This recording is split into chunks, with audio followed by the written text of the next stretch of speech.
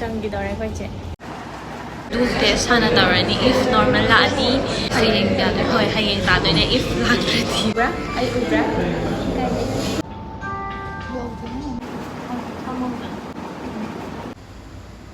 ꯂꯤꯛꯇꯣ ꯌꯥꯔꯣꯏ ꯇꯨꯝꯃꯣ ꯇꯨꯃꯤꯟꯅ Hey Siri Hello everyone welcome ꯑꯩꯈꯣꯏ ꯆꯦ ꯆꯠꯈ꯭ꯔꯦ ꯁꯤꯁꯦ ꯑꯩꯈꯣꯏ ꯆꯦ ꯏꯕꯥꯅꯤ ꯒꯨꯋꯥꯍꯥꯇꯤꯗ ꯆꯠꯇꯣꯏꯅꯦꯕꯀꯣ ꯑꯩꯈꯣꯏ ꯆꯦꯒꯤ ꯃꯤꯠꯀꯤ ꯁꯔꯖꯔꯤꯒꯤ ꯑꯗꯨꯒꯤ ꯍꯣꯏ ꯑꯗꯨꯒꯤ ꯕ꯭ꯂꯣꯛ ꯑꯣꯏꯗꯣꯏꯅꯦ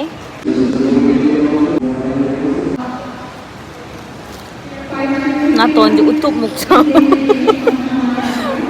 ꯇꯤꯁꯨ ꯄꯦꯄꯔ ꯑꯃ ꯂꯣꯏꯈ꯭ꯔꯕꯅꯦ ꯑꯩꯈꯣꯏ ꯆꯦꯒꯤ ꯑꯃꯗꯨ ꯂꯣꯏꯗꯣꯔꯦ ꯐ꯭ꯂꯥꯏꯠ ꯗꯤꯂꯦ ꯇꯧꯔꯦ ꯄꯨꯡ 5ꯒꯤ ꯐ꯭ꯂꯥꯏꯠꯅꯦꯕ ꯍꯧꯖꯤꯛ ꯄꯨꯡ 5 ꯃꯈꯥꯏ ꯅꯠꯇꯦ 5:20ꯗ ꯗꯤꯂꯦ ꯇꯧꯊꯣꯛꯈ꯭ꯔꯦ ꯑꯩꯈꯣꯏ ꯆꯦꯗꯤ ꯀꯩꯅꯣ ꯑꯃꯁꯨ ꯆꯥꯊꯣꯛꯈ꯭ꯔꯕꯅꯦ role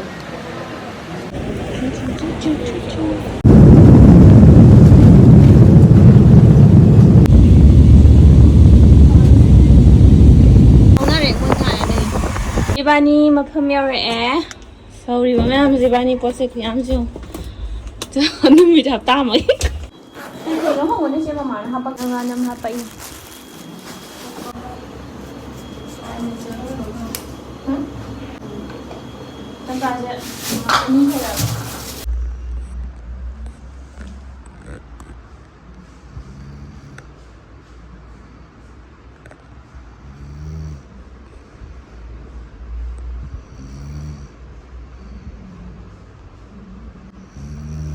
이제 해라 서저리기 아니 라이브부디 누밋 khara layrebako aduga ngasise magi test toba numit tai adugi hospital da chatli ani test tobagi koina laibasidagi yam lapam 20 minutes tang lapam metuna where the tar chali koi hospital habano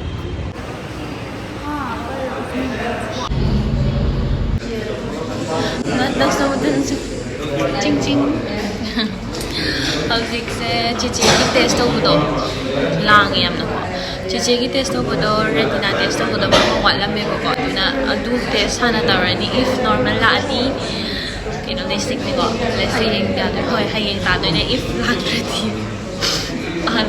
ꯂꯥꯛꯑꯗꯤ ꯍꯣꯏ ꯂꯥꯛꯇ꯭ꯔꯗꯤ after 2 weeks ꯍꯥꯏꯗꯥꯏꯅꯦ 2 weeks treatment ꯇꯧꯗꯣꯏꯕ ꯍꯌꯦꯡ ꯂꯥꯛꯑꯣꯀꯣ ꯉꯁꯤ normal ꯇꯥꯔ ꯍꯌꯦꯡ ꯇꯧꯅꯕ ꯑꯗꯨꯒ ꯄꯥꯄꯠ ꯍꯟꯈꯤꯅꯕ ꯀꯌꯥꯝ ꯀꯨꯏꯅ ꯎꯌꯣ ꯍꯥꯏꯅꯣ ꯃꯥꯏ ꯍꯟꯗꯛꯁꯨ ꯑꯃꯁꯨ ꯌꯥꯎꯋꯦ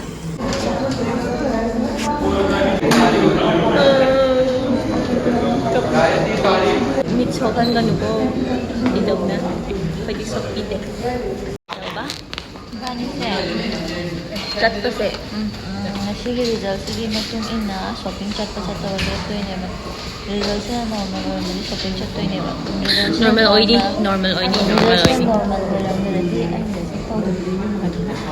ꯃꯥꯅꯤ ꯍꯌꯦꯡ ꯇꯤꯀꯦꯠ ꯀꯛꯈ꯭ꯔꯅꯤ ꯅꯣꯔꯃꯦꯜ ꯑꯣꯏꯔꯝꯗ꯭ꯔꯗꯤ ꯑꯩꯈꯣꯏꯗꯣ ꯑꯣꯅꯣ ꯑꯣꯞꯄ ꯂꯩꯔꯅꯤ ꯑꯗꯨꯏꯁꯨ ꯂꯦꯁꯤꯛꯇꯤ ꯇꯧꯅꯤꯡꯉꯦ ꯑꯗꯨꯒ ꯃꯣꯏꯅ 1 week 2 weeksꯅꯤ ꯀꯩꯅꯣ ꯃꯣꯏꯅ ꯂꯩꯌꯣ ꯍꯥꯏꯗꯣ ꯑꯩ ꯄꯨꯔꯥ ꯁꯨꯇꯤ ꯂꯧꯊꯣꯛ ꯇꯥꯕ application because my sister is blind ꯌꯦꯡꯉꯁꯦ ꯑꯩ ꯅꯣꯔꯃꯦꯜ ꯑꯣꯏꯔꯛꯀꯅꯤꯅ ꯊꯥꯖꯩ ꯌꯥꯝꯁꯨ ꯅꯣꯔꯃꯦꯜ ꯑꯣꯏꯕ ꯅꯣꯔꯃꯦꯜ ꯑꯣꯏ ꯀꯃꯥꯏꯅ ꯍꯥꯏꯗꯣꯏꯅꯣ ꯅꯣꯔꯃꯦꯜ ꯑꯣꯏꯔꯛꯄ ꯀꯃꯥꯏꯅ ꯍꯥꯏꯗꯣꯏꯅꯣ ꯂꯥꯏꯛ ꯅꯣꯔꯃꯦꯜ ꯑꯣꯏꯔꯛꯄ ꯑꯣꯏꯔꯁꯅꯨ ꯍꯣꯏ ꯅꯣꯔꯃꯦꯜ ꯑꯣꯏꯔꯛꯄ ꯑꯣꯏꯔꯁꯅꯨ ꯅꯠꯇꯦ ꯍꯥꯏꯗꯤ ꯃꯣꯏꯒꯤ ꯑꯣꯏꯔꯛꯅꯕ ꯂꯥꯏ ꯈꯨꯔꯝꯕꯤꯌꯣ ꯀꯤꯟꯈꯤꯂꯣ ꯁꯤꯠꯇꯕ ꯇꯥꯎꯈꯠꯂꯕ ꯑꯩꯈꯣꯏ ꯆꯦꯒꯤꯁꯦ ꯅꯣꯔꯃꯦꯜ ꯑꯣꯏꯔꯛꯅꯕ ꯂꯥꯏ ꯈꯨꯔꯝꯕꯤꯌꯣ ꯍꯥꯏꯗꯤ ꯑꯩꯗꯣ ꯆꯠꯅꯤꯡꯉꯦꯕ ꯎꯕ꯭ꯔꯥ ꯑꯩ ꯎꯕ꯭ꯔꯥ ꯎꯕ꯭ꯔꯥ ꯑꯁꯦꯡꯕ ꯃꯤꯇꯥꯡꯕꯤꯅꯤ ꯍꯥꯏꯔꯁꯨ ꯆꯥꯔꯖ ꯇꯧꯗꯣꯏꯔꯥ ꯐꯔꯦ ꯑꯩ ꯇꯧꯔꯅꯤ ꯑꯩ ꯕꯦꯇ꯭ꯔꯤ ꯌꯥꯎꯗ꯭ꯔꯦ ꯅꯪ ꯀꯌꯥ ꯌꯥꯎꯒꯦ ꯅꯪ ꯀꯌꯥ ꯌꯥꯎꯒꯦ 20 ꯇꯅꯪ ꯇꯧꯔꯣ ꯅꯪ ꯌꯥꯔꯦ ꯑꯩ ꯀꯣꯟ ꯇꯧꯔꯣ ꯐꯣꯟ ꯕꯦꯇ꯭ꯔꯤ ꯌꯥꯎꯗ꯭ꯔꯦ ꯉꯁꯥꯏ ꯄꯨꯡ 9ꯗꯩ ꯊꯣꯔꯛꯄꯗꯣ ꯍꯧꯖꯤꯛ ꯄꯨꯡ 10 anh em kìa cậu kia cho nhưng này mình than đây chạy rồi ꯀꯩꯝ ꯆꯥꯗ꯭ꯔꯤ ꯉꯁꯤꯒꯤ ꯏꯁꯤꯡ ꯈꯤꯇꯪ ꯊꯛꯏ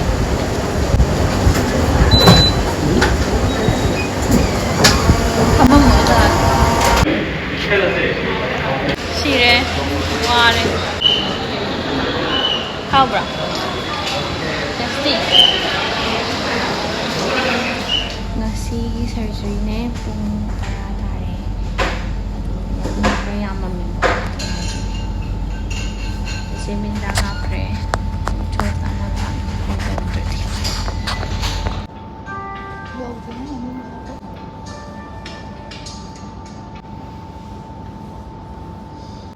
namjan ka no ito Banda juga gitu ang outside type na nagkaroon. Sida achana balay chaka sa thola wala okay. Bising tari ra hai bising tari. Hidang. Ya ko dalo itaw halle ba masama-masada. Pabudi phayi ba. I hidak lay ba to queue ne haba habra. Bitto. Kya tara kya? Ni su taw ra bi hai ra hande ma de. Oh my god. Hidak lay re. Hidak to sang oi chak re. 7,500 mo oi kun taw ba. Kitna. Kya na? 7,400 sai. Mising tare chong nga. iPhone 3 da ne. iPhone 3 da ATM bi pin number da ne. Ni ra God. Nick ai last ke 8 digit to. Number ni pan ba. Ako si Bani lunch travel Chatle rani atu halaaga magi surgery daw na ba hojik chat na ba tayo Man tatay ka thabi ne pura pe nom ne. ilusti ka tatay eh kasi Yar na mas cut set ni ai na khunggaw. Set ni. Yar changi dore ko che CheChe changre mangai boy na LASIK ki mogi sida like hamma layram me information lo yawe khangning ba yaw ta su dum yengo na dum namjallaba aise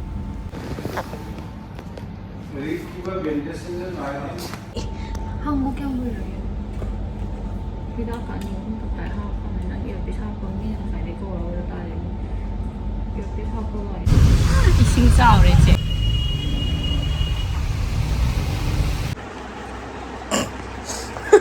Hambra hidak se tha ani rong hidak ne ba hambra tu da ne ising taret hina ta tu che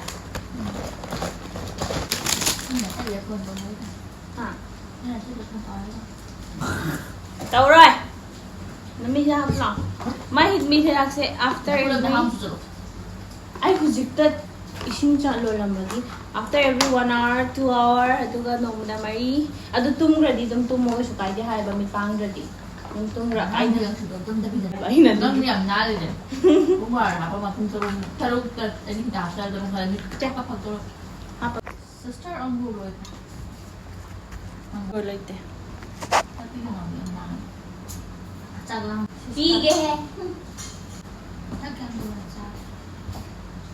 mi thế ra 진도 khoảng liệt trên mày mi ra kìa 진짜 chọc thùng ra này cái có con thái này thì thôi qua đi tao ấy cũng mới xin bây giờ đi bà chỉ cũng mới xin bây giờ 상하잖아요 봐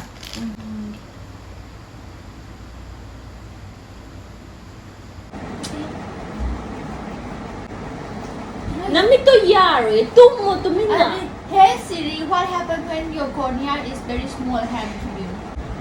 I don't tell you, your cornea is very small. Tumina tum lai nga ta tumo ha ba nga. Ai nga ta potha gi ti. No, yeah. How? Pio. Homa ka ni phone ni na. Ai phiron ba hom ji lak ba nang tum ina tum ma ba lang. Hey Siri to le ba chi ni tong tong na. Phone ni ta pai da di shi do ra ba. Hamong na.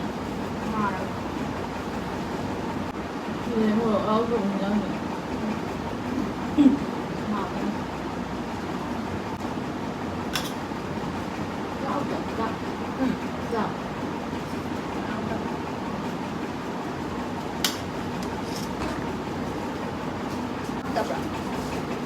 Itu ditanggal. Tapi ditanggal.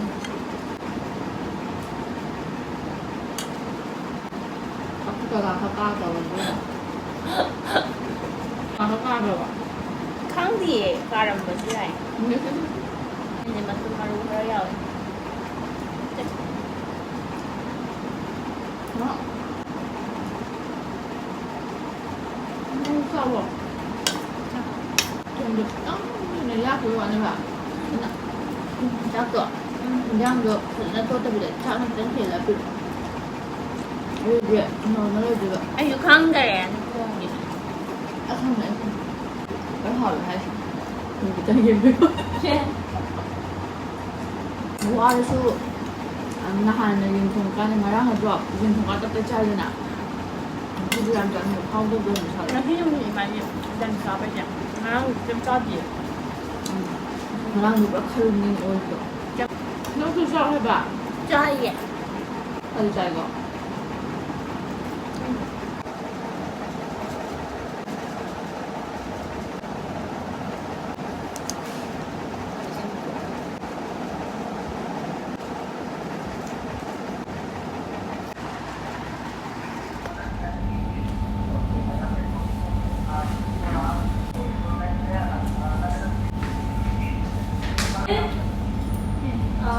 Every 1 hourเลย하대보고 이제 공부를 하면서 가서 일을 하고 있는 데 나와요.